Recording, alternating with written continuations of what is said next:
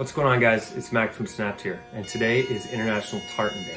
April 6th marks the day that the Declaration of Arbroath was signed in Scotland.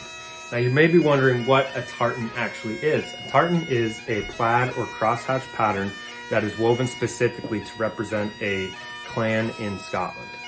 Mine obviously represents my family, but there are thousands out there.